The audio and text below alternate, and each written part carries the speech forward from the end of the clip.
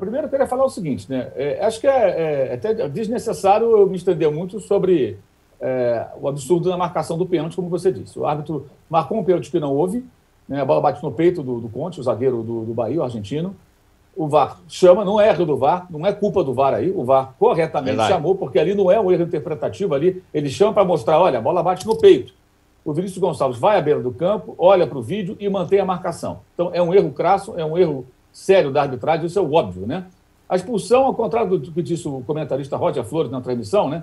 Que o Bahia foi lesado, não. Na expulsão não foi lesado, o Matheus Bahia tinha um cartão amarelo, fez a falta por trás, tomou outro amarelo e foi expulso no primeiro tempo. A expulsão, o árbitro não cometeu nenhum erro grave depois disso. Cometeu um erro absurdo e depois o resto da arbitragem, até que nos lances importantes, expulsão do Diego do Rossi. O Rossi deu uma cotovelada, o Diego fez uma espécie de estrangulamento ali no jogador do Bahia. Ele foi, fez um drama danado, né? Ele Se foi fosse meio apertado para valer, imagina. Parecia que estava sendo atacado pelo Jack Gigantes do Stripador, ringue, né? lembra aquela luta ali?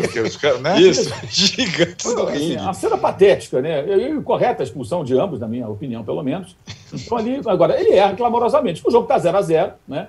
E aí ele marca um pênalti. Mesmo a expulsão do Matheus Bahia, se o jogo está 0-0, o Bahia poderia se fechar com um homem a menos e sustentar ali, quem sabe, o empate numa retranquinha, como o Flamengo jogou desde os 15 do segundo tempo contra a Chapecoense, com um homem a mais, e não conseguiu fazer um terceiro gol.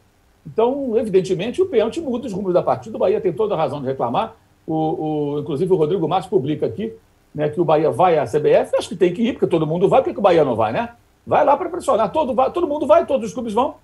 Sim. E ele lembra aqui que a própria comissão de arbitragem já admitiu erros contra o Bahia no jogo contra o Juventude. Não foi marcado um pênalti, que a bola desviou no braço do zagueiro. E o jogo de São Paulo, aquele pisão do Miranda, né, o Sávio Pereira Sampaio foi chamado no VAR e decidiu que não foi penalidade. Aliás, parecida a situação, no sentido da ida do árbitro até o VAR e mantido a decisão de campo. Então, a segunda vez que acontece com o Bahia. Tá? E para a comissão de arbitragem, o Miranda cometeu pênalti. Então, o Bahia, em cima disso, vai pressionar. E faz ele muito bem. Repito, se os outros pressionam, por que o Bahia vai ficar calado? Né? Ele está lutando contra o rebaixamento. Os mais interessados nisso aí, até porque, de fato, acho até que o Flamengo poupou jogadores ontem, não só por conta de jogar a toalha, mas também porque ele tem que começar agora a administrar o clube e fazer uma gestão pensando no jogo do dia 27, contra o Palmeiras. Mas, na verdade, os maiores interessados nesse tropeço do Bahia, digamos assim, nesses pontos perdidos, são outros times, nem é o Flamengo. Né? Aí é Cuiabá, Ceará, Santos, São Paulo e Atlético Goianiense. Porque o Bahia passaria ou se igualaria a essas 5 equipes se tivesse vencido o jogo, o que ficou de baixo, impossível. Né? São os de baixo. Grêmio, Juventude... E os de baixo. Esporte. E os de baixo também. Isso aí nem se fala. Juventude, Esporte, Grêmio. Né? Então você tem aí 5 times acima que gostaram e 3 abaixo que também acharam maneiro ali o Bahia não ter pontuado. O Bahia, se fosse a 37 pelo menos, abria 4 para o Juventude, que venceu o Internacional. Né? Então, assim, essas equipes são muito mais interessadas do que o próprio Flamengo. Então, eu acho que esse é o contexto. Que a arbitragem errou clamorosamente, é óbvio, é evidente, acho que é unânime aqui, me parece, né, pelo que a gente conversou até antes de começar o posse de bola. Erro gravíssimo. Agora, me chama a atenção a reação desproporcional. Porque eu já disse aqui, vou repetir, o Flamengo perdeu pontos contra Cuiabá, Atlético Paranaense e a Chapecoense. Nos 3 jogos, o Flamengo teve muita culpa nisso. O Renato, os jogadores, todo mundo. O Renato especialmente. Né? Contra o Cuiabá, porque jogou muito mal. Teve tempo para vencer, fez um gol que foi anulado bizarramente. O gol que era uma situação semelhante à do Mbappé. O do Mbappé na Liga das Nações valeu. Discussão de uma semana, né? Polêmica. Aí os árbitros, ex-árbitros, os especialistas, os caras que devoram as regras e as recomendações. Não. O gol do Mbappé é para valer mesmo, por isso. Foi o jogo da Itália com os Estados Unidos em 90, mudou a regra, ok. Aí a regra mudou para a Liga das Nações. Do Brasileirão não mudou. E o gol foi anulado do Michael. Então ali o Flamengo teve razão de reclamar. Mas jogou muito mal. Então, de certa forma, também tem culpa, óbvio. Aí vem o jogo do Atlético Paranaense. Aí tem a expulsão do Kaiser e volta atrás. E houve uma agressão. Alguém alega, mas o Gabigol também teria agredido. Bem, se o Gabigol eventualmente agrediu, a arbitragem não viu, é um erro. Se de fato isso aconteceu. Não vou nem me estender disso aí. Mas a expulsão do Kaiser, ela se confirmou e o árbitro voltou atrás, convencido pelo VAR. Mas houve agressão. Um chute, soco, caramba. Aí o Kaiser fica em campo e faz o gol. E aí o Atlético reage e empata o jogo. Se o Kaiser não está em campo, era 11 contra 10 e ele não faz o gol, ele está expulso.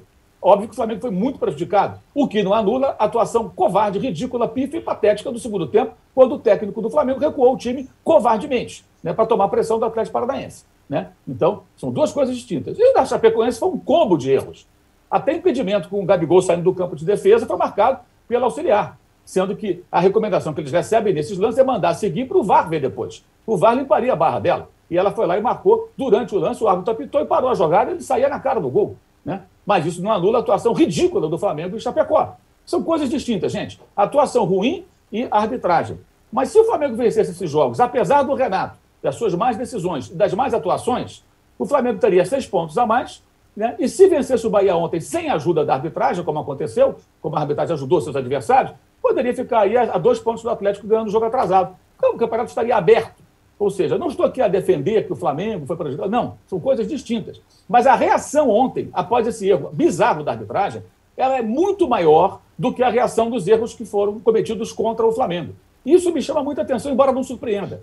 Tá? Alguns colegas fazem isso em busca de engajamento, é nítido. Há quem faça isso de forma deliberada, não só contra o Flamengo, contra o Corinthians e qualquer clube de grande torcida, para ganhar engajamento em rede social. Eu vou sempre a favor do time contra o time maior, até em lances discutíveis, porque todas as outras torcidas que detestam aquele time que tem muita torcida, né, vão me acompanhar. Isso é muito ruim. Se a gente discute que a arbitragem tem que melhorar, nós temos que ser um pouco mais razoáveis e até honestos na hora de fazer esse tipo de avaliação. O Flamengo foi muito prejudicado em 3 jogos e o Bahia foi muito prejudicado ontem. E o tratamento tem que ser igual. Se não é igual, aí é sacanagem. É busca de engajamento, é sacanagem, é desonestidade. E isso acontece com colegas da imprensa e rede social e acontece, evidentemente, com o torcedor. Mas o torcedor está ali mesmo para tirar sarro e tudo é diferente. Então, acho que esse ponto tem que ficar muito claro. O que foi feito ontem, durante o jogo depois, as reações desproporcionais, beiram a sacanagem. Porque é impressionante que alguém não fique tão indignado com o que houve ontem, que é para ficar indignado, mas não tenha ficado indignado segunda-feira. Ah, não, a arbitragem errou aqui e tal. Há quem tenha até ontem dito que foi a pior arbitragem do campeonato. Como alguém consegue falar em pior arbitragem no campeonato com tantos erros? É uma coisa impressionante. Né? Então, acho que esse ponto acho que é quase que um momento observatório da imprensa. Porque a gente fala muito, o VAR é ruim, o VAR é ruim. E a gente dá tratamento diferente. Então, ontem o Bahia foi sacaneado, como o Flamengo foi sacaneado ontem. Os 3 têm 3 jogos aí que se consideram prejudicados. Né? Então, os 2 estão empatados nessa situação. Né? Um não briga mais pelo título, tem chance meramente matemática, os outros lutam para não ser rebaixado. E depois eu queria falar também da questão da tabela do Campeonato Brasileiro, que é uma outra polêmica que é curiosa. A mexida na tabela. O jogo do Flamengo contra... Vou falar agora. Flamengo e Grêmio foi marcado para o dia 23. Por que foi marcado para o dia 23? É óbvio que o Flamengo vai jogar contra o Inter no sábado e vai jogar na terça em Porto Alegre. Ou ia manter o jogo do Flamengo lá no Recife, para o Flamengo sair de Porto Alegre e ir para o Recife e voltar depois para o Uruguai. Teria cabimento? Na Argentina, gente, os times adiam rodadas de campeonato se um de seus representantes estiver numa final sul-americana ou de Libertadores. Querem o quê? Queriam o quê? Que mandasse o Flamengo para o Recife, uma tabela que já está toda zoneada, o único time que jogou 4 vezes em 8 dias no ano passado, que perde jogadores por causa do calendário da CBF importantes, aí teria que, na final da Libertadores, ficar viajando pelo Brasil. A logística foi o que pesou. É óbvio que houve aí um bastidor e é óbvio que é até certo.